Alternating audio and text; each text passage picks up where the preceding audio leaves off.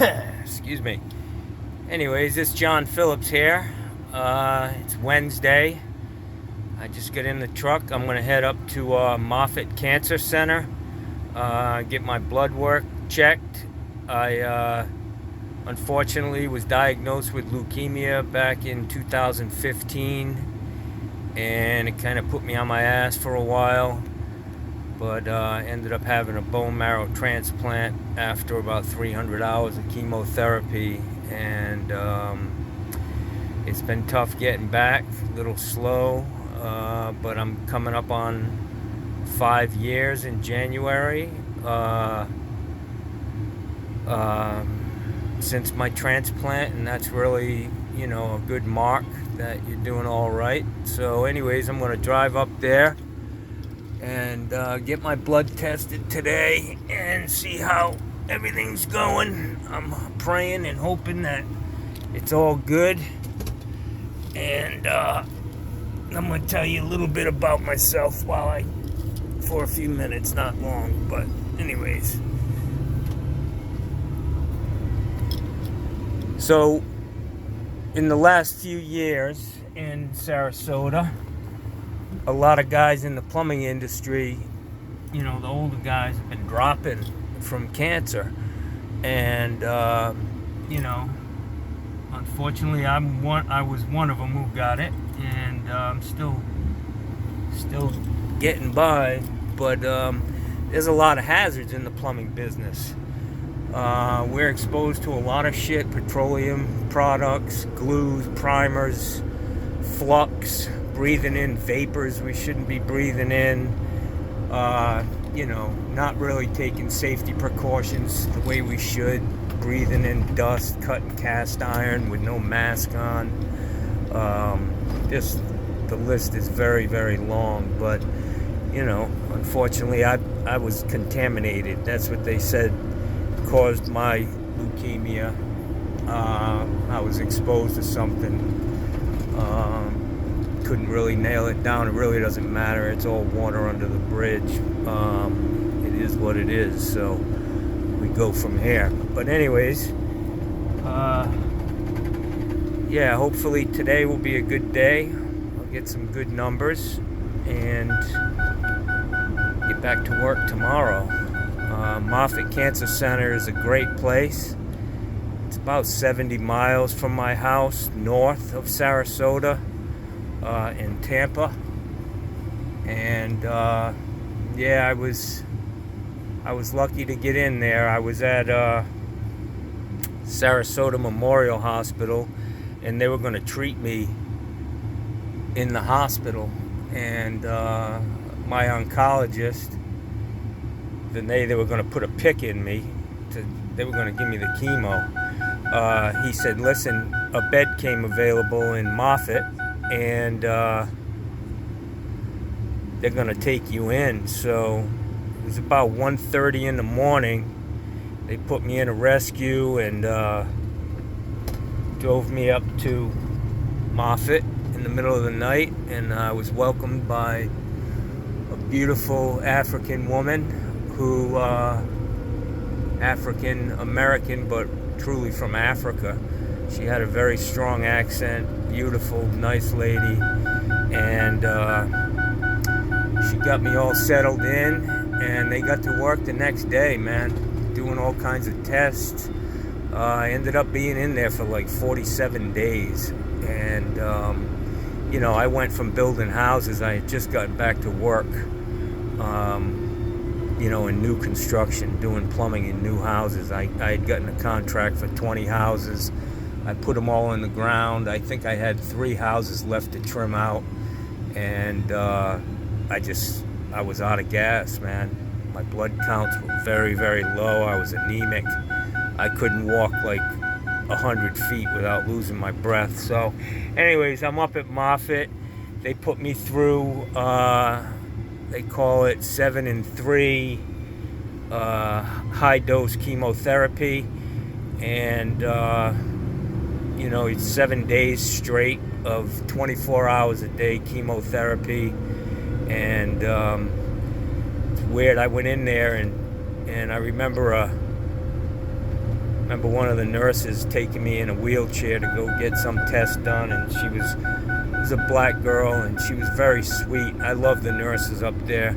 She's looking down at my head, from behind, and she's like, "Wow, you have nice hair." And that shit didn't last long. About 4 days later, I looked like a dog with mange, and all my hair fell out, and I still had my eyebrows though, which is nice. I didn't look like a fucking mental patient that escaped. But anyways, so I was in there for 47 days.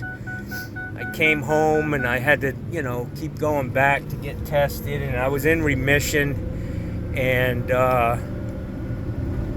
about a year, I didn't want to do a bone marrow transplant at first because it's scary. It's like it either works or you die, And I was afraid of that. So I asked the doctors, is there a chance that this chemo could knock it out? And he said, yeah, there are people that have had it, and it's they've never gotten it back. So I didn't really want to do the bone marrow transplant, but anyways, so I just did the chemo, and about a year and 2 months later, the leukemia came back, and my hematologist said, "Listen, man, you need to have a bone marrow transplant." And I was like, yeah, let's do it, because I have no options. And anyways, I come from a huge family. I have 10 brothers and sisters, big Irish family from Rhode Island. And we tested 4 people. 2 of them came back 100% match. One of them was my oldest brother.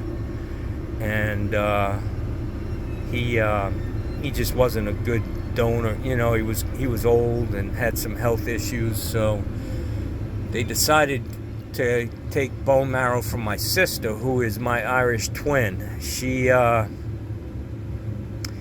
not even a year older than me, and so she was my donor. And I went into Moffitt again soon after they found out I had it again, and I had to go through that chemo again. 7 days straight, different concoction, but again, 7 days straight of chemo. I lost my hair again, feeling pretty beat up. The first time I was in the hospital, I lost 55 pounds in that 47 days. And so anyways, I got the chemo again. They got it into remission because they caught it early. And I was just waiting around for my transplant date, which was January 10th. And so I go in on January 4th, and they give me, the chemo to kill my bone marrow, basically kill all my cells. And they did that, and then like 6 days later, they could see that there was nothing left to my marrow. I was out there in the abyss, and thank God for my sister. They came in on the 6th, on the 10th, which they call my new birthday. Came in and gave me her bone marrow, and within a day or two, they could tell that bone marrow was producing blood cells. So I had to spend like 32 days in the bone marrow transplant ward at Moffitt, and they released me from there. And because of where I lived, you have to go to appointments every day after a transplant for 2 months. And because of where I lived, I was too far away from Moffitt, and I had to stay in the American Cancer Society Hope Lodge. And I did that for 2 months. So I basically spent 3 months in Tampa, away from home.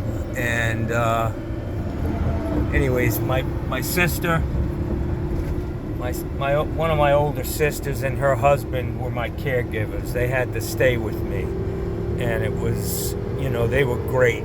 I don't know, they've been with me my whole life, always there for me if I needed help. and they didn't fail. They were there for me, and we had a great time, as good as you can have, basically serving a 60-day prison term in a in a Hope Lodge. We used to call it the Nope Lodge, because everything you wanted to do, they'd say nope.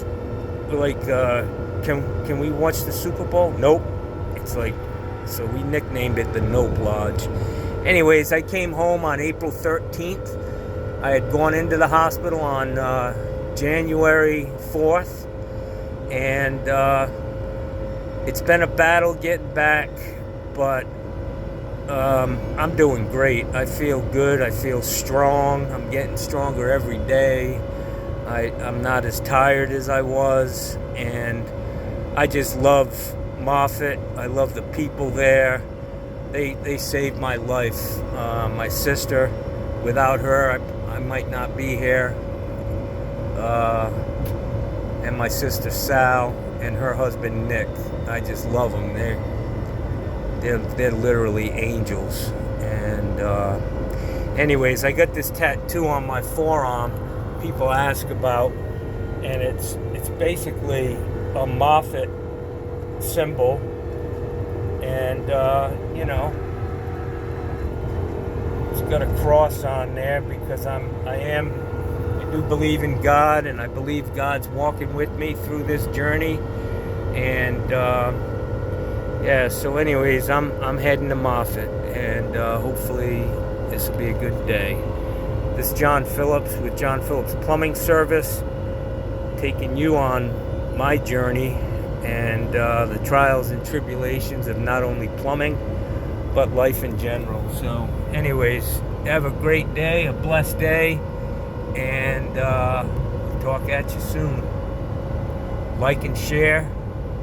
I'd appreciate that. I'm not too keen. I don't know how to do this too good, but anyways, I think you're supposed to like and share. But have a great day. Keep your head up if you're struggling.